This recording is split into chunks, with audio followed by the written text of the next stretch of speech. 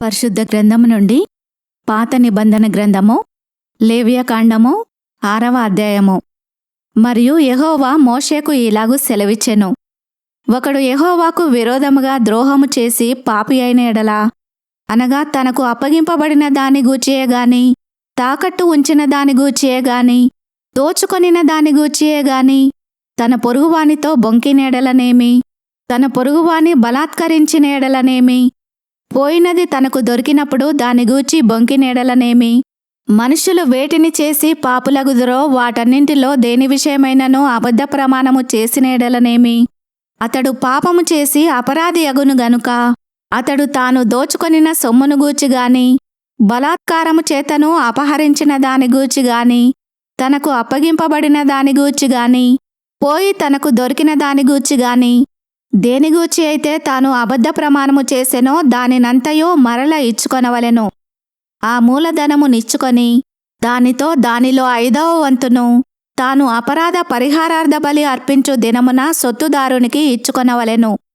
అతడు యెహోవాకు తన అపరాధ విషయములో నీవు ఏర్పరచు వెలకు మందలో నుండి నిర్దోషమైన పొటేలును యాజకుని యొద్దకు తీసుకొని రావలెను. ఆ యాజకుడు యెహోవా సన్నిధిని అతని నిమిత్తము ప్రాయశ్చిత్తము చేయగా, అతడు అపరాధి అగునట్లు తాను చేసిన వాటన్నింటిలో ప్రతిదాని విషయమై అతనికి క్షమాపణ కలుగును. మరియు యెహోవా మోషేకు ఇలాగు సెలవిచ్చెను. నీవు అహరోనుతోనూ అతని కుమారులతోనూ ఇట్లనుము, ఇది దహనబలిని గూర్చిన విధి. దహనబలి ద్రవ్యము ఉదయము వరకు రాత్రి అంతయు బలిపీఠము మీద దహించుచుండును. బలిపీఠము మీది అగ్ని దానిని దహించుచుండును.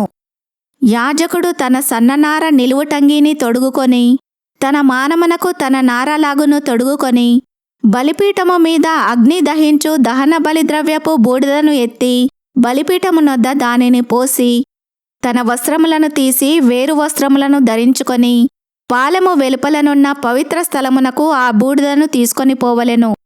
బలిపీఠము మీద అగ్ని మండుచుండవలెను, అది ఆరిపోకూడదు. ప్రతి ఉదయమున యాజకుడు దానిమీద కట్టెలు వేసి, దానిమీద దహన బలి ద్రవ్యమును ఉంచి, సమాధాన బలియగు పశువు క్రొవ్వును దహింపవలెను. బలిపీఠము మీద అగ్ని నిత్యము మండుచుండవలెను, అది ఆరిపోకూడదు. నైవేద్యమును గూర్చిన విధి ఏదనగా, అహరోను కుమారులు యెహోవా సన్నిధిని బలిపీఠము నెదుట దానిని అర్పింపవలెను. అతడు నైవేద్య తైలము నుండియు దాని గోధుమ పిండి నుండియు చేరెడు పిండిని నూనెను దాని సాంబ్రాణి యావత్తును దానిలో నుండి తీసి జ్ఞాపకార్థ సూచనగాను వాటిని బలిపీఠము మీద యెహోవాకు ఇంపైన సువాసనగాను దహింపవలెను. దానిలో మిగిలిన దానిని అహరోనును అతని సంతతి వారును తినవలెను. అది పులియనిదిగా పరిశుద్ధ స్థలములో తినవలెను. వారు ప్రత్యక్షపు గుడారం యొక్క ఆవరణములో దానిని తినవలెను. దాని పులియబెట్టి కాల్చవలదు. నా హోమ ద్రవ్యములలో వారికి పాలుగా దానినిచ్చియున్నాను. పాప పరిహారార్థ బలివలెను అపరాధ పరిహారార్థ బలివలెను అది అతి పరిశుద్ధము. అహరోను సంతతిలో ప్రతివాడును దానిని తినవలెను.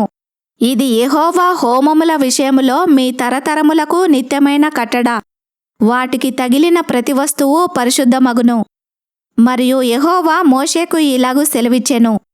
అహరోనుకు అభిషేకము చేసిన దినమున అతడును అతని సంతతి వారును అర్పింపవలసిన అర్పణమేదనగా, ఉదయమున సగము సాయంకాలమున సగము నిత్యమైన నైవేద్యముగా తూమెడు గోధుమ పిండిలో 10వ వంతు పెనము మీద నూనెతో దాని కాల్చవలెను.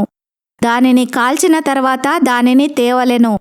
కాల్చిన నైవేద్య భాగములను యెహోవాకు ఇంపైన సువాసనగా అర్పింపవలెను. అతని సంతతి వారిలో అతనికి మారుగా అభిషేకము పొందిన యాజకుడు అలాగుననే అర్పింపవలెను. అది యెహోవా నియమించిన నిత్యమైన కట్టడ. అదంతయు దహింపవలెను. యాజకుడు చేయు ప్రతి నైవేద్యము నిశ్శేషముగా వ్రేల్చబడవలెను. దాని తినవలదు. మరియు యెహోవా మోషేకు ఇలాగు సెలవిచ్చెను. నీవు అహరోనుకును అతని సంతతి వారికిని ఇలాగు ఆజ్ఞాపించుము. పాప పరిహారార్థ బలిని గూర్చిన విధి ఏదనగా, నీవు దహన బలి రూపమైన పశువులను వధించు చోట పాప పరిహారార్థ బలి పశువులను యెహోవా సన్నిధిని వధింపవలెను. అది అతి పరిశుద్ధము. పాప పరిహారార్థ బలిగా దాని నర్పించిన యాజకుడు దానిని తినవలెను. పరిశుద్ధ స్థలమందు అనగా ప్రత్యక్షపు గుడారం యొక్క ఆవరణములో దానిని తినవలెను. దాని మాంసమునకు తగులు ప్రతి వస్తువు ప్రతిష్ఠితమగును. దాని రక్తములోనిది కొంచెమైనను వస్త్రము మీద ప్రోక్షించిన ఎడల అది దేని మీద ప్రోక్షింపబడెనో దానిని పరిశుద్ధ స్థలములో ఉదకవలెను. దాని వండిన మంటి కుండను పగలగొట్టవలెను.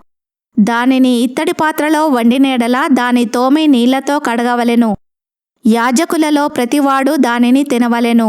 అది అతి పరిశుద్ధము. మరియు పాప పరిహారార్థ బలిగా తేబడిన ఏ పశువు రక్తములో కొంచెమైనను అతి పరిశుద్ధ స్థలములో ప్రాయశ్చిత్తము చేయుటకై ప్రత్యక్షపు గుడారములోనికి తేబడునో ఆ బలి పశువును తినవలదు. దానిని అగ్నిలో కాల్చివేయవలెను. ఈ వాక్యమును విన్న మిమ్ములందరినీ దేవుడు దీవించునుగాక. ఆమెన్.